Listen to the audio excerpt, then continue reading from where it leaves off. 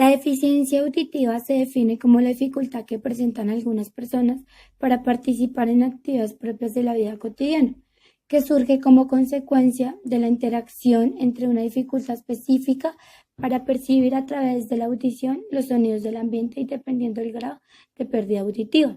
Los sonidos del lenguaje oral y las barreras presentes en el contexto en el que se desenvuelve la persona. Se puede decir que la condición o deficiencia auditiva se da por una pérdida a nivel que uno escucha. Las pérdidas auditivas se pueden dar por accidentes que se provocan y dan la pérdida auditiva, congénitas que se genera durante el embarazo, ya sea porque la madre consumió drogas y le generó la sordera por sus malos hábitos gestionales, entre otros riesgos.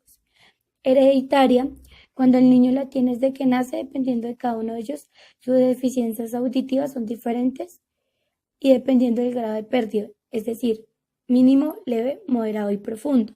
Hay diferentes enfermedades que también son causas adquiridas y se da la pérdida con la automedicación excesiva, la otitis, la meningitis, otomastoiditis, tumor en el oído, entre otros. Cuando el médico sabe el nivel de pérdida auditiva y según su diagnóstico se mira la posibilidad de ayuda, ya sea audífonos o un implante coclear, pero el implante coclear solo se utiliza para pérdidas profundas, para amplificar el sonido a los que no escuchan. Las habilidades auditivas se dan por terapias verbales, es decir, orales, y se evidencia cuando los niños pasan por unas etapas de reconocimiento, identificación y así van adquiriendo el lenguaje e interactúan con el entorno. Dentro de todas estas, dentro de la pérdida auditiva, cabe resaltar que existe la lengua de señas, donde ellos se pueden comunicar unos con otros, pero en el programa educativo no se ve el lenguaje de señas. Como docentes o como personas, o si queremos enseñar, podemos utilizar el programa DUA, que es el Diseño Universal para el Aprendizaje. ¿Qué es el DUA? Es un enfoque denominado Diseño Universal para el Aprendizaje, desarrollado por el Centro de Tecnología Especial Aplicada en el CAST, que fue en Estados Unidos creado el CAST. El enfoque del DUA pone el foco de atención en el diseño del currículo escolar para explicar por qué hay alumnos que no llegan a alcanzar los aprendizajes y pretende aplicar los principios del DUA al diseño del currículo de los diferentes niveles educativos. ¿En qué población se habla en el DUA? Es diverso en los alumnos y su forma de aprender es constante. Esta variabilidad se determina por medio del cerebro. El primero son los diferentes modos en que los alumnos acceden al aprendizaje. El segundo, las múltiples maneras en que expresan lo que saben. Y el tercero, las diversas formas en que se van a motivar e implicar en su propio aprendizaje. Es dentro de lo que tienen en el cerebro, tienen esos tres momentos para aprender.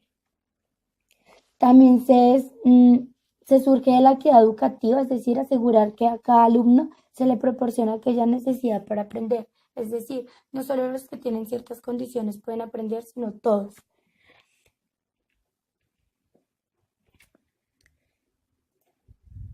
Acá, ¿cómo podemos aplicar como el currículo en la práctica del docente? Hay diversidades, es decir, está la flexibilidad y la diversidad. La flexibilidad se posibilita llevar a la práctica esta personalización del currículo a las nuevas tecnologías esenciales, que es el DUA, como las TICs, como unos tips que se pueden dar para aprender. La diversidad es la variabilidad respecto a la manera que tiene de acceder y procesar la información los estudiantes, al modo en que planifican, ejecutan y monitorizan diferentes tareas y las pueden hacer e implican y se le implica en su propio aprendizaje.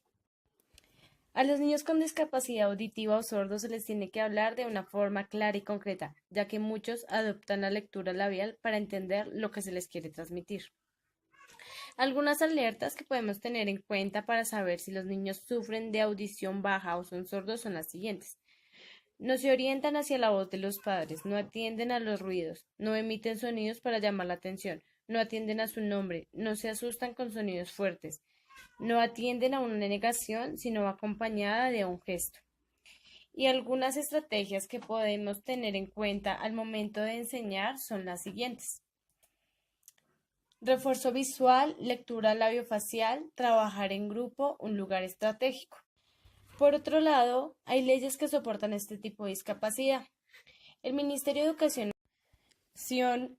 implementó un decreto el 29 de agosto del 2017, decreto 1421, por el cual se reglamenta en el marco de la educación inclusiva la atención educativa a la población con discapacidad, que según el artículo 13 de la Constitución Política, todas las personas nacen libres e iguales ante la ley, recibirán la misma protección y trato de las autoridades y gozarán los mismos derechos, libertades y oportunidades sin ninguna discriminación por razones de sexo, raza, origen natural o familiar, lengua, religión, opinión política o filosófica.